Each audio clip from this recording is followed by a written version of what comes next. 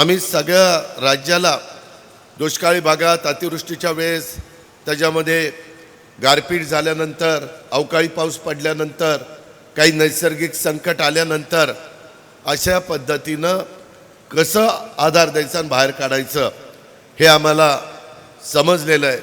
तुम्ही आम्हाला आशीर्वाद द्या. साहेबांनी मला सांगितलं, ठीक आहे अजित, आता मी राजीनामा देतो, मलाही आता हे सगळं कुणावर तरी सोपवायचं आहे आणि तुम्ही सगळ्यांनी हे चालवा. मी म्हणलं, बघा साहेब, तुमचा निर्णय. मित्रांनो, मला काहींनी सांगितलं तुमचं जरा साहेबांच्यावर प्रेम आहे, तुम्हाला असं वाटतं की दादानी ह्या वयात साहेबाला सोडायला नको होतं. मी सोडतच नव्हतो. मी म्हणत होतो की तुम्ही घरी बसा, तुम्ही तब्येतीला सांभाळा, आम्हाला मार्गदर्शन करा, कुठं चुकलं तर कान धरा, कुठं आणखी काही सुचवायचं असेल तर सुचवा.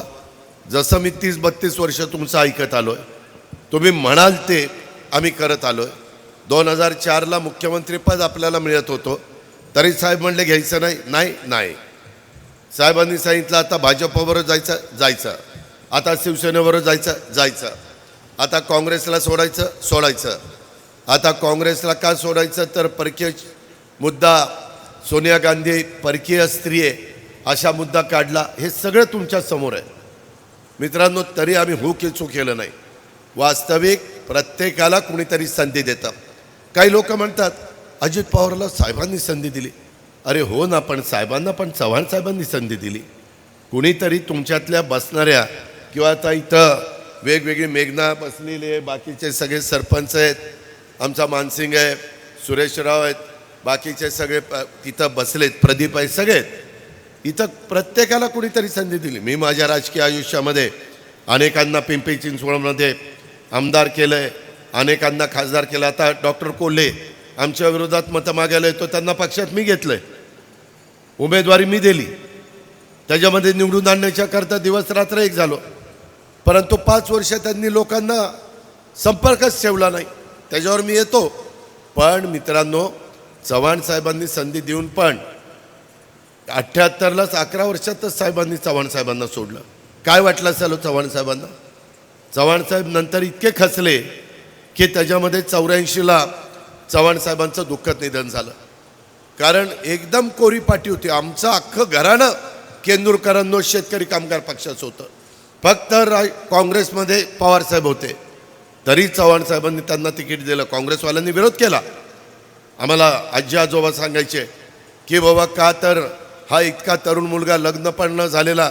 पण चव्हाण साहेब म्हणले, एक जागा कमी झाली तर काय बिघडत नाही, काँग्रेसच्या 200 जागा निवडून येतात.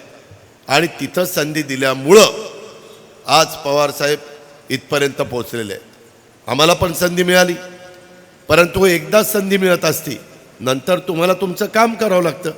लोक काही सारखं साहेबाचा पुतण्या द्या रे त्याला मत द्या, साहेबाचा पुतण्या द्या रे त्याला मत द्या, असं करतील का? ती बारामती आहे. पहिले 5 वर्ष मला दिलं, नंतर मी काम दाखवलं या बारामतीमध्ये बघायला. आता उद्याचा पण निकाल लागल्यावर तुम्हाला कळेल, माझी बारामतीची जागा तर मी निवडूनच आणणार, निवडूनच येणार. कारण माझं काम बोलतं आहे, मी शब्दाचा पक्का आहे. एकदा शब्द दिल्यानंतर बदलत नाही. असंच मला मीटिंगला घेऊन गेले आणि सांगितलं की आपल्याला अमित शहा, पवारसाहेब, मी, प्रफुल्ल पटेल, देवेंद्र फडणवीस, आणि सांगितलं की आता देवेंद्र मुख्यमंत्री, तो उपमुख्यमंत्री, सरकार बनवायचं, कुठलं पालकमंत्रीपद कुणाला काय सगळं ठरलं. 5-6 मीटिंग झाल्या दिल्लीमध्ये एका उद्योगपतीच्या घरी. आणि नंतर मुंबईला आल्यानंतर मला म्हणले की नाही, आपल्याला भाजपमधून नको जायला, आपण शिवसेनेबरोबर जाऊ. म्हणलं आपण 6 मीटिंग केले राहू, त्यांना सांगितलं. नाही म्हणले, जाऊ दे, इकडंच जाऊ. मी म्हणलं, मला त्यांनी शब्द घेतला आहे, मला नाही असं करता येणार. मी दिलेला शब्द पाळला. 72 तास का होईना, परंतु मी सरकारमध्ये गेलो, ते सरकार नाही चाललं, पण मी शब्द पाळला. मी अमितभाईंना सांगितलं, देवेंद्रजींना सांगितलं, माझ्या देखत हे ठरलेलं होतं, मी त्या पद्धतीनं शब्द पाळलेला आहे. मित्रांनो, आता काल हे सगळं होत असताना मला आठवतं आहे, अनेक निवडणुका मी लढल्यात. त्याच्यामध्ये 91ला तुम्ही मला खासदार केलं. मला PV नरसिंहरावांनी सांगितलं, अजित तुला 3 महिन्यात राजीनामा द्यायचा. माझा विश्वासदर्शक ठराव झाला की तो राजीनामा द्यायचा.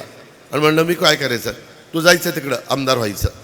म्हणलं ठीक आहे, पंतप्रधानांनी सांगितलं, काँग्रेसच्या अध्यक्षांनी सांगितलं, जी हुजूर आपका आदेश सिरसावन द्या. आणि आम्ही आपला दिला राजीनामा. पुन्हा आपलं इकडं आलो, आमदार झालो. माझ्या जागी पवारसाहेब उभे राहिले, साहेब संरक्षण मंत्री झाले. त्याच्यानंतर बॉम्बस्फोट झाले, ते झाले 92-93मध्ये.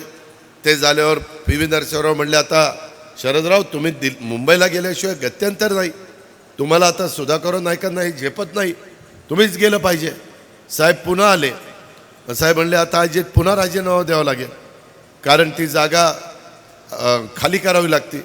राजीनामा दिल्यावर मला म्हणले आता तूच बघ काय करायचं ते. मी म्हणलं मी काय उभा राहणार नाही, लोक जोड्यानेच मारतील सारखं. काय हे खो खो आहे का, यांनी त्याला खो द्यायचा त्यांनी त्याला खो द्यायचा. आपण उभं राहणार नाही, मी आपला आमदार बरा आहे, मला काही खासदार व्हायचं नाही. मग म्हणले तू कुणाचं नाव काढतो. म्हणलं काढतो, मी बापूसाहेब तिटे, मदन बापना, वल्लभशेठ बेनके, दिलीप वळसे पाटील, आम्ही डेक्कननी जायचो.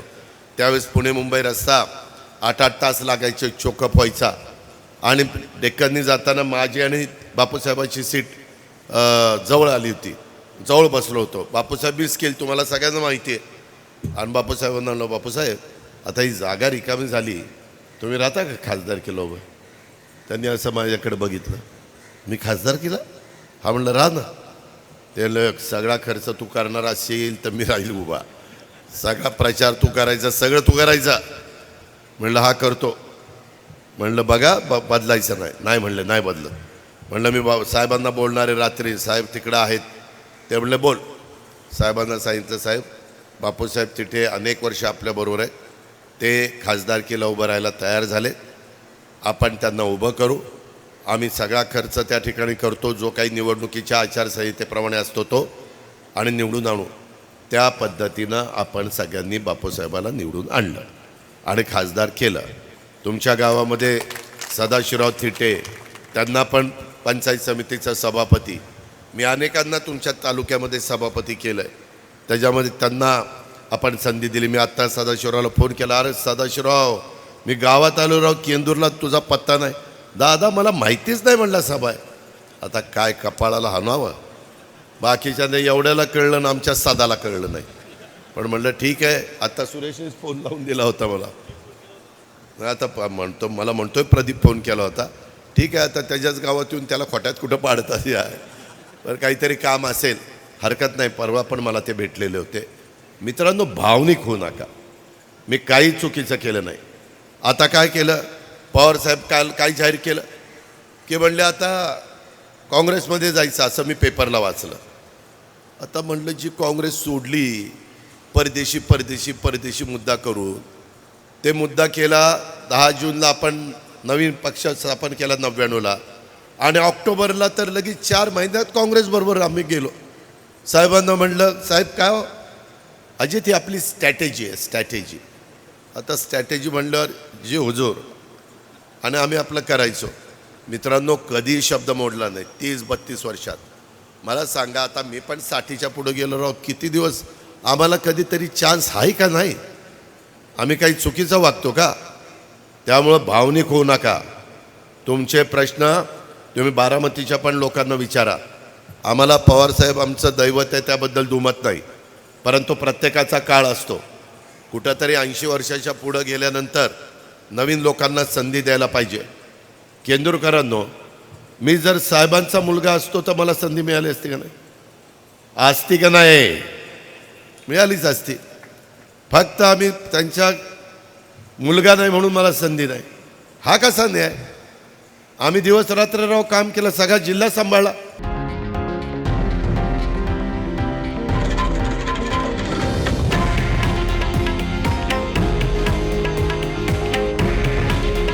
हे आहे देशातील नंबर 1 न्यूज नेटवर्क आणि आपण पाहत आहात TV9 मराठी. काळजी तुमची, हित महाराष्ट्राचं.